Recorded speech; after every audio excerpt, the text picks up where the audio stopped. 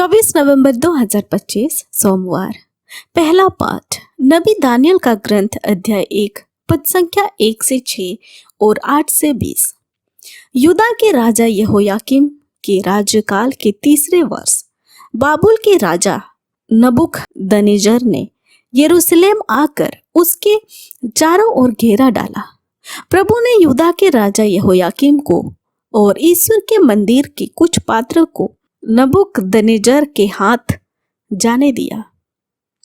उसने उन्हें सनिआर देश भिजवाया और पात्रों को अपने देवताओं के कोष में रखवा दिया।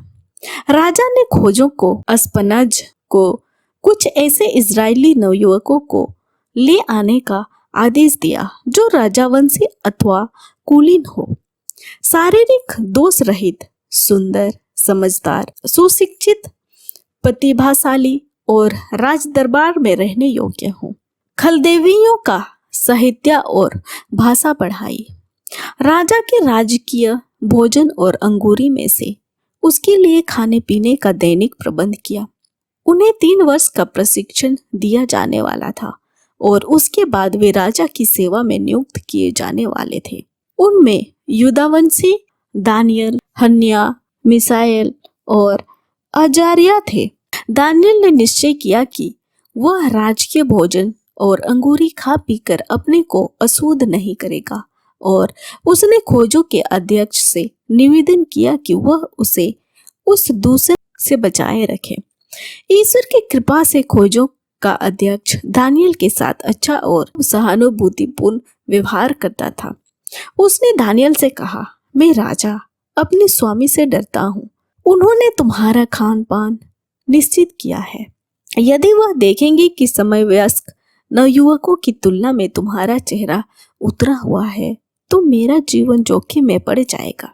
उसके बाद दानियल ने भोजन के प्रबंधक से, जिसे खोजों के अध्यक्ष ने दानियल, हन्यास, मिसाएल और अर्जा पर नियुक्त किया था, कहा, आप कृपया 10 दिन तक अपने सेवकों की परीक्षा लें।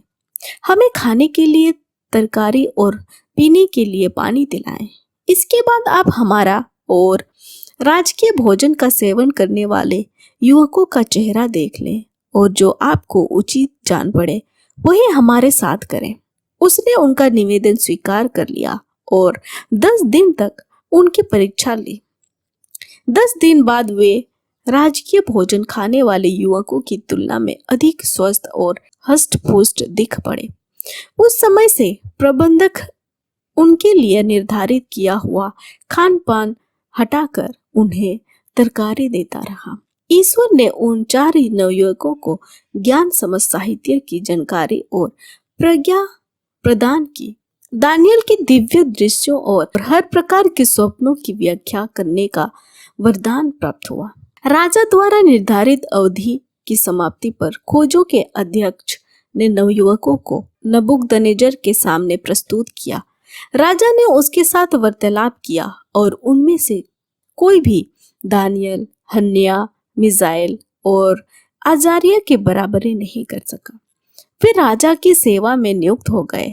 जब जब राजा ने किसी समस्या पर उनसे परामर्श लिया तो उसने पाया कि समस्त राजा के किसी भी ज्योतिषी अथवा ओझा से उनकी प्रजा और विवेक 10 गुना श्रेष्ठ था। यह प्रभु की वाणी है। ईश्वर को धन्यवाद। भजन अनुवाक्य, तेरी स्तुति निरंतर होती रहे। हे प्रभु, हमारे पूर्वजों के ईश्वर तू धन्य है। अनुवाक्य, तेरी स्तुति निरंतर होती रहे। तेरा महिमामय पवित्र नाम धन्य है। अनुवाक्य, तेरी स्तुति निरंतर होती रहे। तू अपने महिमामय मंदिर में धन्य है। अनुवाक्य, तेरी स्तुति निरंतर होती रहे। तू अपने राज सिंहासन पर धन्य है।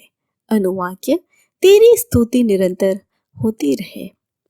तू गहराइयों की थाह लेता है, तू धन्य है। अनुवाक्य, तेरी स्तुति निरंतर होती रहे। तू स्वर्ग की ऊंचाइयों पर धन्य है। अनुवाक्य, तेरी स्तुति निरंतर होती रहे। जय घोष हालेलुया। जागते रहो और तैयार रहो, क्योंकि तुम नहीं जानते कि किस घड़ी मानव पुत्र आएगा। हालेलुया। संत लूकास के अनुसार आज का पवित्र सुसमाचार अध्याय 21 पद संख्या 1 से 4।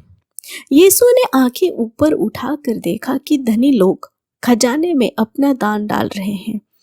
उन्होंने एक कंगाल विधवा को भी 2 अधेले डालते हुए देखा और कहा, मैं तुम लोगों से सच कहता हूँ, इस कंगाल विधवा ने उन सबों से अधिक डाला है।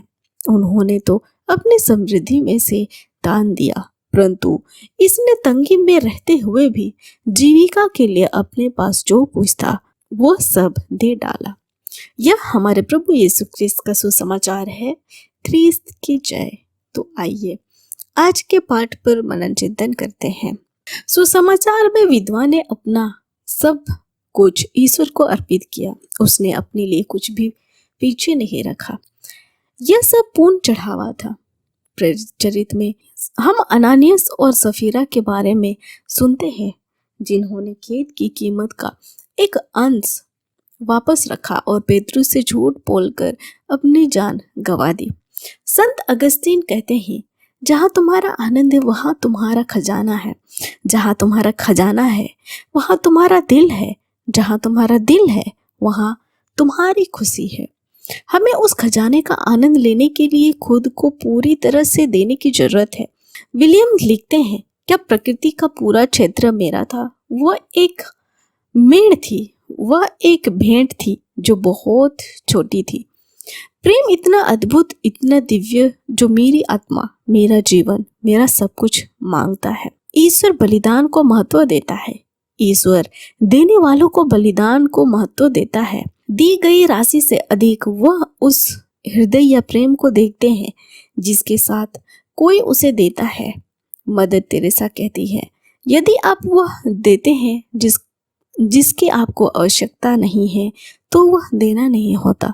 ईश्वर को इस बात से कोई दिलचस्पी नहीं कि हम कितना देते हैं, लेकिन हम कैसे देते हैं। ईश्वर उपहार की मात्रा को नहीं, बल्कि देने वाले के मनोभाव को देखता है। सुसमाचार में विधवा को हमारे लिए अपने जीवन को ईश्वर के प्रति पूर्ण समर्पण और हमारे दैनिक जीवन में किए जाने वाले बलिदानों के लिए एक आदर्श बनने दें। आमीन। आप सभी को जय यीशु।